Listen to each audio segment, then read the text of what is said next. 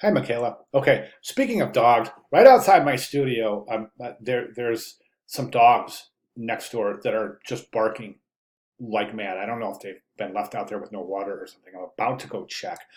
But so if you hear that, please forgive. It's really super distracting. So I just want to include that little caveat there. I apologize if it's distracting. But at any rate, okay, so your writing is very, very, very effective. Thank you so much for including this to a very high degree.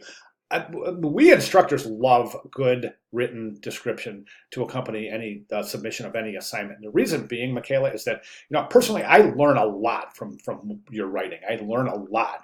I learn as much from your writing as I do from looking at the work. Believe it or not, it's true. That's why personally I love really detailed written description to accompany every submission of every assignment. And this is certainly no exception here. This is fantastic.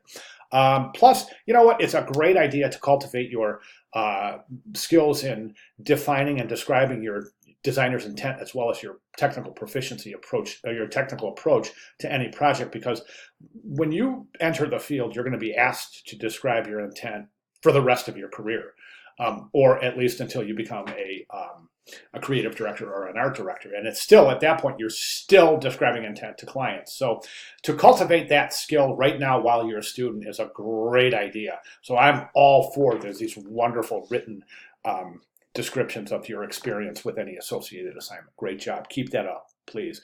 Mikayla, let's go jump over right over to work. So you talked about your dog. You talked about that selective focus, and we'll talk about that as well. So let's go ahead and jump to the piece. This is outstanding, just outstanding, outstanding work. This is gorgeous.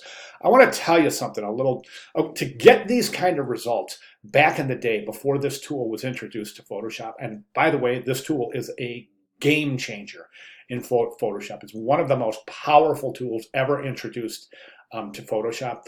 And it hasn't always been in there. Before this tool existed in Photoshop, we used to have to use a proprietary software, typically something like Corel Paint. And I think it was called Painter. It was Painter or Paint. I don't even remember. Because you know what, after Mixing Brush was introduced, there's no turning back. I mean, Corel Paint still has some wonderful techniques and capabilities, but as we can see here, the results are phenomenal. Plus, the Mixing Brush has really got a small little learning curve as opposed to the learning curve associated with a dedicated software program. So let's go ahead and take a look at the attributes. Brush strokes are gorgeous. The fur just turned out beautifully. The expression in the dog's face is preserved just beautifully. I love this piece. The selective focus, the blurred background, does some amazing things for the composition. And I'm so glad you preserved that in the painting. Because what this does is the selective focus in the background along with the lack of color right here, which I don't consider this to be incomplete with that lack of color there. I think maybe a little texture right there. We've got a little texture right here. I think adding that texture to the background right through here, I think could really add some interesting dynamics. However, the interesting thing is with this background right here, the way that this lack of color here interacts with the actual portrait of the dog and the selective focus of the background really develops a really deep depth in the piece. It's got just tremendous depth and volume, and I think that's fantastic. And to get that through this painterly effect using digital techniques is, to me, remarkable. So I think this piece is highly, highly effective. I don't really have any comments. I mean, there's a couple of areas I think I would recommend for improvement, and that is this area right here.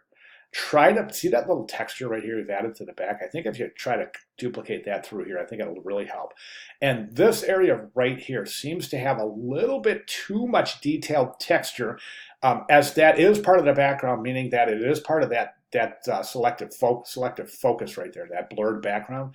So I think that area could probably fall in line a little bit more consistently with the visual attributes of the background. Other than that, I think I love this piece. Really fantastic work. Thank you so much for sharing. If you have any questions at all, please let me know. Thanks.